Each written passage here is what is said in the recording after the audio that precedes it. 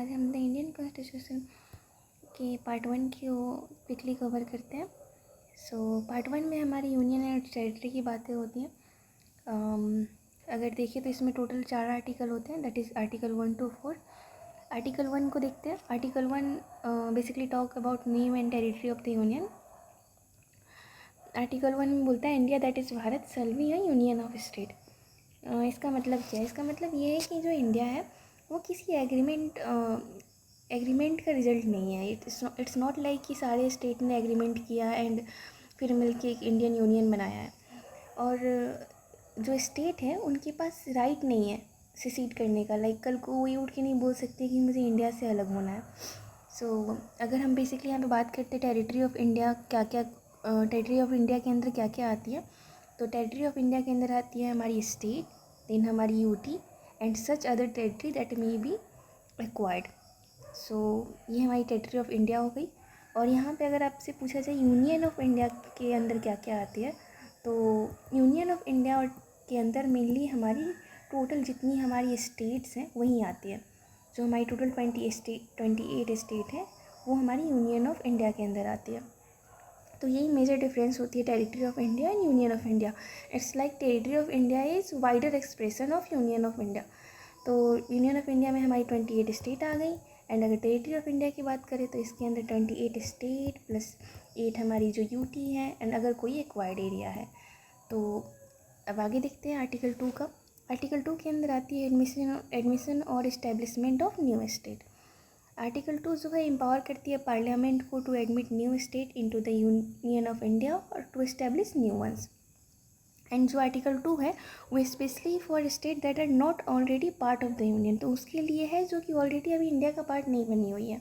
For example Sikkim जो है उसको हमने एडमिट किया था यूनियन के अंदर 1975 में। एंड आर्टिकल 3 की बात करते हैं तो it talk about formation of new state, alteration of areas, boundaries और name of existing state. Article 3 जो है मेनली पार्लियामेंट को पावर देती है कि पार्लियामेंट जो है नए स्टेट का फॉर्मेशन कर सकता है bye separating territory from any state और बाय यूनाइटिंग 2 और मोर स्टेट।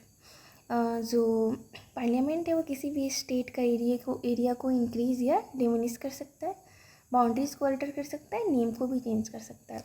यहाँ पे एक इम्पॉर्टेंट नोट ये है कि जो भी अगर आप आर्टिकल 3 के अंदर अगर बिल लेकर आते हो कोई चेंजेस करने हैं, देन पार्लियामेंट में इंट्रोड्यूस करने से पहले आपको प्रेसिडेंट का प्रायर रिकमेंडेशन चाहिए होती है।